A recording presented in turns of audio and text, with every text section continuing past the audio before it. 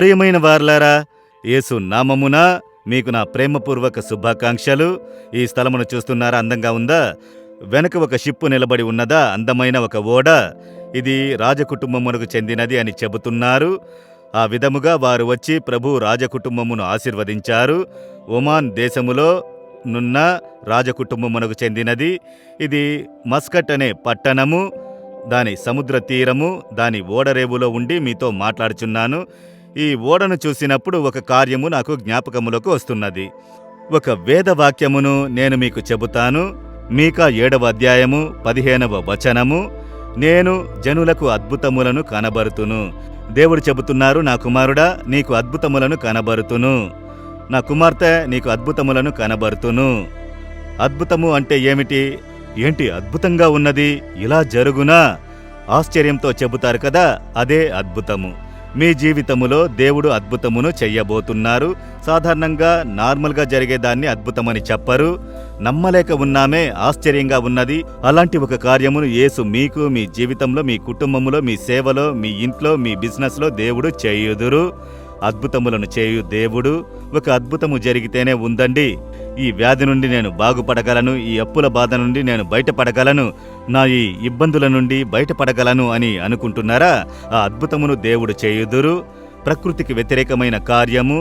నేను చెప్పాను కదా, ఓడను చూసిన వెంటనే జ్ఞాపకమునకు వచ్చిందని.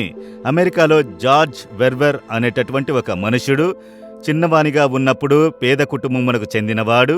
ఆయన చదువుకునే కాలములో సబ్బు తీసుకోవడానికి కూడా డబ్బు లేదట, అంత బేదవాడు.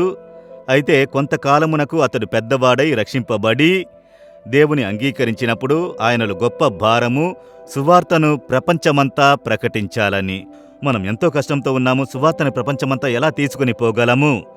ఆయన ప్రార్థించినప్పుడు ఆయన హృదయములో దేవుడు ఒక దర్శనము ఇచ్చారు. ఒక ఓడ తీసుకుంటే ఈ ఓడ ద్వారా ప్రపంచమంతా ట్రావెల్ చేసి సువార్తను చెప్పగలము అని. ఓడను మనము తీసుకొనగలమా అన్న పరిస్థితుల్లో విశ్వసించారు. యేసు నాకు అద్భుతము చేయుదురు. దేవుని యొద్దకు వెళ్ళారు. దేవా, మీరు నాకు ఒక ఓడను ఇచ్చారంటే దాని ద్వారా ప్రపంచ దేశములన్నిటికీ వెళ్ళి నేను సువార్తను ప్రకటించెదను. అలాంటి గొప్ప భారము, దర్శనము కలిగిన ఒక మనుష్యుడు అలా సమర్పణతో ప్రార్థించాడు. దేవుని చూడండి, ఒక అద్భుతము చేశాడు. ఆయనకు ఒక ఓడను ఇచ్చారు. లోగోస్ అన్న పేరున ఒక మొదటి ఓడను ఇచ్చాడు. ఆ ఓడలో తేలే పుస్తక భండాగారమును అమర్చాడు. Book shop. అందులో విజ్ఞానమునకు సంబంధించిన బుక్స్, చదువునకు సంబంధించిన పుస్తకాలు అన్నీ ఉంటాయి. వారితో పాటు ఆత్మీయ పుస్తకాలు, వేద గ్రంథము కూడా ఉంటుంది. ఒక్కొక్క హార్బర్కు వెళ్ళి ఆ ఓడను నిలిపెదరు. 2-3 వారాలు నిలబడుటకు పర్మిషన్ తీసుకుంటారు. లోనికి వెళ్ళి ఓడను చూడవచ్చు. దానికి ఒక రేట్ ఇచ్చి టికెట్ తీసుకుని లోనికి వెళితే, ఉదాహరణకు 100 రూపాయలు ఇచ్చి లోనికి వెళితే బయటికి వచ్చేటప్పుడు 100 రూపాయల విలువైన బుక్కును తీసుకోవచ్చు. చాలా పుస్తకాలు ఉంటాయి. అందులో చాలా ఆత్మీయ పుస్తకాలు ఉన్నవి. యేసును గూర్చిన పుస్తకములు, నూతన నిబంధన బైబిల్స్ అన్నీ ఉంటాయి. అలా ప్రజలు యేసుని తెలుసుకుంటారు. ఆ ఓడలో సేవకులకైన చాలా ట్రైనింగ్ క్యాంపులు జరిపించెదరు. వారు బయట ప్రదేశాలకు వెళ్లి సువార్తను ప్రకటించెదరు. తూతుకుడికి వచ్చింది, విశాఖపట్టణమునకు వచ్చింది, చెన్నైకి వచ్చింది, కలకత్తా, బాంబే, మన ఇండియాలోకి మాత్రమే కాదు, దుబాయ్, అబుదాబి, ప్రపంచ దేశములన్నిటికీ వెళ్లారు. ఆయన వచ్చి ఇంకొక ఓడను తీశారు, డౌలౌస్ అన్న ఓడను. 1-2 ఓడల్ని తీసి అందులో అనేకులు పనిచేసి సేవ చేసేదారు. ఎలా ఈ మనుషుడు ఒక ఓడను తీసుకుని నడిపించగలుగుతున్నారంటే ఆశామాసి కాదు, ఎన్ని కోట్ల రూపాయలు ఖర్చవుతాయి. ఖర్చు ఉంటూనే ఉంటుంది. ఆయన చెప్పారు, దిస్ ఈస్ మై ఫెయిత్, ఇది నా విశ్వాసమని చెప్పారు. దేవుడు నాకు అద్భుతము చేయుడు అన్న విశ్వాసము వలన సాధారణమైన ఒక మనుషుడు 2 ఓడలను తీసుకుని వాటి ద్వారా ప్రపంచమంతా సువార్తను ప్రకటించుచున్నారు. ఇప్పుడు ఆయన ప్రాణముతో లేరు. ఆయనేమో మా 4వ వడికి వచ్చారు. ఆయన నేను ముఖాముఖిగా సంధించి మాట్లాడాను. ఆయనతో ఏర్పడిన అవకాశం నేను మర్చిపోలేనిది. చాలా తగ్గింపు కలిగిన ఒక దైవజనులు, దేవుని కొరకై సాధించిన వారు. అద్భుతము. ఆయన జీవితంలో అనేకమైన అద్భుతములు జరిగినవి.